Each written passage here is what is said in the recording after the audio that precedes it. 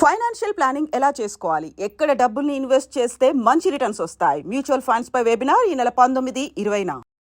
Hi hello నమస్తే, welcome back to our channel. ఈరోజు మనతో ఉన్నారు amphi certified mutual fund distributor అలాగే ఫైనాన్షియల్ అడ్వైజర్ అయిన పద్మజ గుడివాక గారు. మ్యామ్తో మాట్లాడదాం. Hi ma'am. హలో అండి. చాలామందికి వాళ్ళ పిల్లల ఎడ్యుకేషన్కి సంబంధించి కూడా ఇన్వెస్ట్ చేయాలని ముందుగానే, అండ్ ఆ ఇన్వెస్ట్మెంట్ అసలు ఎంత చేయొచ్చు, అసలు చిల్డ్రన్ కూడా ఇన్సూరెన్స్ ఉంటుందా, ఏ విషయాలపై ఇన్సూరెన్స్ చేయొచ్చు, ఏ విషయాలపై వాళ్ళకి ప్లానింగ్ ఎలా చేయాలి, ఎడ్యుకేషన్కి ఎంత అమౌంట్ అవుతుంది, అందులో హైదరాబాద్ లాంటి టైర్ 1 సిటీస్ తీసుకుంటే ఇక్కడ ఎడ్యుకేషన్కి ఎన్ని లక్షలు అవుతున్నాయో అందరికీ తెలిసిందే. ఇలాంటి సిచ్యువేషన్లో ఒక చిల్డ్రన్ ఎడ్యుకేషన్ ప్లానింగ్ అనేది ఎలా చేసుకోవాలంటారు? చాలా మంచి క్వశ్చన్ అడిగారండి.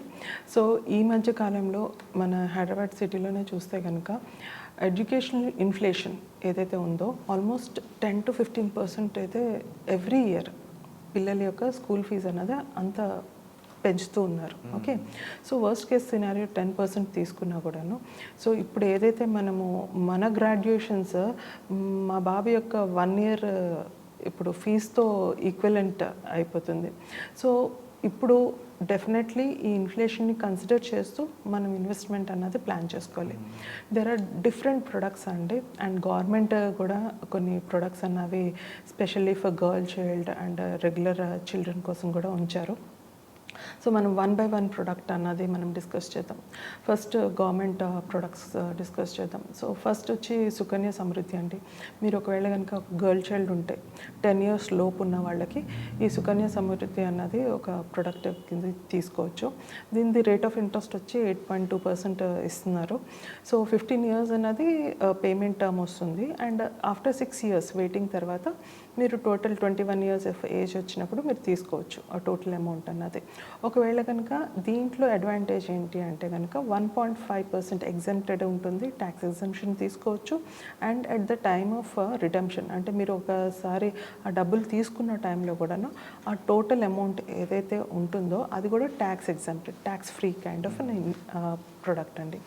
సో ఇది ఒకటి.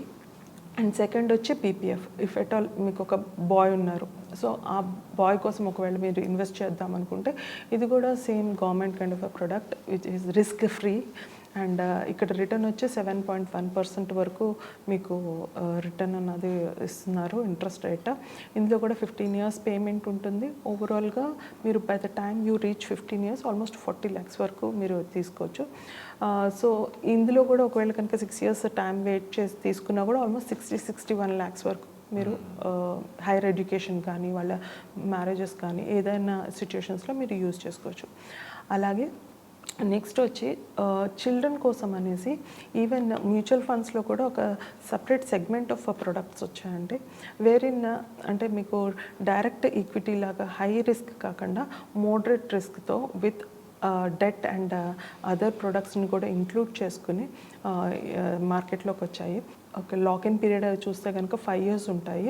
చిల్డ్రన్ ఎడ్యుకేషన్ ప్లాన్స్ అనేసి వీటి యొక్క రిటర్న్స్ ఒకవేళ హిస్టారికల్గా మాట్లాడాల్సి వస్తే కనుక 15-20% కైండ్ ఆఫ్ రిటర్న్ ఇచ్చిన చాలా ఫండ్స్ ఉన్నాయి మనకి. సో ఇదే కైండ్ ఆఫ్ కాన్సెప్ట్ ఒకవేళ కనుక ఈ 3 segment ఆఫ్ ప్రొడక్ట్స్ని మనం కంపేర్ చేస్తే కనుక డెఫినెట్లీ మ్యూచువల్ ఫండ్ అన్నది హయ్యర్ కైండ్ ఆఫ్ రిటర్న్ అన్నది వస్తుంది, బట్ రిస్క్ అన్నది కూడా ఉంటుంది. సో ఒకవేళ కనుక ఈ రిస్క్తో సహా విత్ ట్యాక్స్ పేమెంట్తో కూడా క్యాలిక్యులేట్ చేసుకుని ఒకవేళ జస్ట్ కంపారిజన్ చేద్దాము అనుకుంటే కనుక సుకన్య సమృద్ధిలో 15 years పేమెంట్ చేస్తే ఓకే మీకు బై ద టైమ్ 21st yearకి ఆల్మోస్ట్ మీకు 71 lakhs అన్నది మీకు మెచ్యూరిటీ అమౌంట్ వస్తుంది. అదే same 15 years with 6 years waiting period. అదే కనుక మీరు పీపీఎఫ్లో ఇన్వెస్ట్ చేస్తే 15 years of payment with 6 years of waiting పీరియడ్తో మీకు ఆల్మోస్ట్ 61 lakhs ఆఫ్ రూపీస్ అయితే వస్తుంది. అదే same amount of 1.5 lakh invest చేస్తూ అదే mutual fund kind of ప్రొడక్ట్లో invest చేస్తే అట్ ద రేట్ ఆఫ్ 12% నేను క్యాలిక్యులేట్ చేస్తున్నాను. Sensex has almost given 15% historical return అయితే ఈవెన్ డౌన్ సైడ్లో 12% తీసుకున్నా it will give you almost 1.23 crore. మరి ఇక్కడ ట్యాక్సేషన్ ఉంటుంది అని మీరు అడగచ్చు. సో ఒకవేళ కనుక ఈ ట్యాక్సేషన్ కూడా మనం తీసేస్తే after that also 1.1 crore is the kind of an amount which you can generate అండి. సో ఇది అంటే రిస్క్ రిటర్న్ వీటన్నిటిని బ్యారేజ్ వేసుకుని మీరు ఏదైతే కైండ్ ఆఫ్ ప్రోడక్ట్లో ఒకే అన్ని eggs we can put it in one basket అంటారు, మీకు ఐడియా ఉండే ఉంటుంది. సో అలాగా కొంత అమౌంట్ మ్యూచువల్ ఫండ్స్లో, కొంత అమౌంట్ ఇలాంటి గ్యారంటీడ్ రిటర్న్స్ వచ్చే ప్రొడక్ట్స్లో కూడా వేసుకోవచ్చు. అండ్ మీరు అడిగారు థర్డ్ ఇన్సూరెన్స్ గురించి. సో ఇన్సూరెన్స్లో కూడా దెర్ ఆర్ సమ్ ప్రొడక్ట్స్ అండి which are exclusively for children.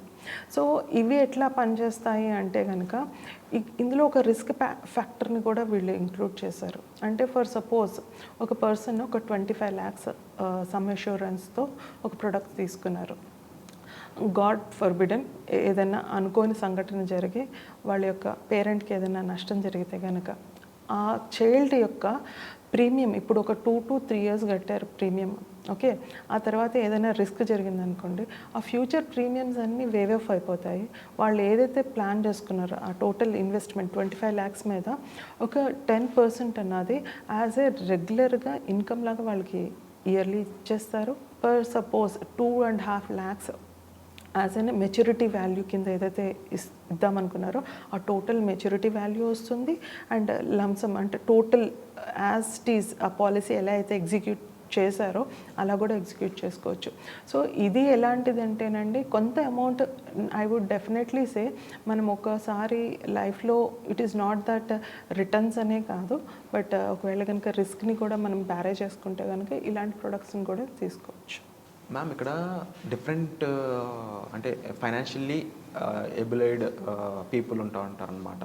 కొంతమంది పేరెంట్స్కి వాళ్ళ మంత్లీ శాలరీ కలిపితే మొత్తంగా 50,000 ఉండొచ్చు, కొంతమందికి 30,000 అయి ఉండొచ్చు, కొంతమందికి అది ₹1,00,000 అయి ఉండొచ్చు. అందరికీ సేమ్ ప్రొసీజర్ అయితే యూజ్ అవ్వదు అంటారు కదా 100%. అవునండి. బట్ ఇలాంటి సిచ్యువేషన్ ఉన్న వాళ్ళు ఇండివిజువల్గా మిమ్మల్ని కలిస్తే ఎలాంటి సజెషన్స్ మీరు వాళ్ళకి ఇస్తారు? మిమ్మల్ని పర్సనల్గా కలిసి వాళ్ళు ఎటువంటి సజెషన్స్ తీసుకోవచ్చు అంటారు? డెఫినెట్లీ అండి, ఎవరైనా వాళ్ళ యొక్క ప్రతి ఒక్క పర్సన్కి individual every one is unique అండి. అంటే వాళ్ళ ఫైనాన్షియల్ సమస్యలు కానీ వాళ్ళకున్న బాధ్యతలు కానీ లైఫ్లో అన్నవి డిఫరెంట్గా ఉంటూ ఉంటాయి. సో డెఫినెట్లీ ఎవరైనా అప్రోచ్ అయితే కనుక we will be giving tailor made financial planning అన్నది మేము డెఫినెట్లీ ప్రొవైడ్ చేస్తాము. వాళ్ళు ఎలాంటి కైండ్ ఆఫ్ ఫైనాన్షియల్ డెట్లో ఉన్నా, లేదు అంటే లైక్ ఫ్యూచర్ని వెల్త్ క్రియేషన్ చేసుకోవాలనుకున్నా, మనం అన్నీ ఇప్పుడు ప్రైవేట్ జాబ్స్, మనకంటూ ఒక డెఫినెట్ పెన్షన్ అంటూ లేదు. సో మనమే ఎంతో కొంత సేవ్ చేసుకొని మన ఫ్యూచర్ని బిల్డ్ చేసుకోవాలి. సో ఇలాంటి కైండ్ ఆఫ్ థింగ్స్కి పర్సనలైజ్డ్ ఫైనాన్షియల్ ప్లానింగ్ ప్రొడక్ట్స్ అన్నవి ప్రొవైడ్ చేస్తాం. Wonderful ma'am, thank you so much for the information. Thank you.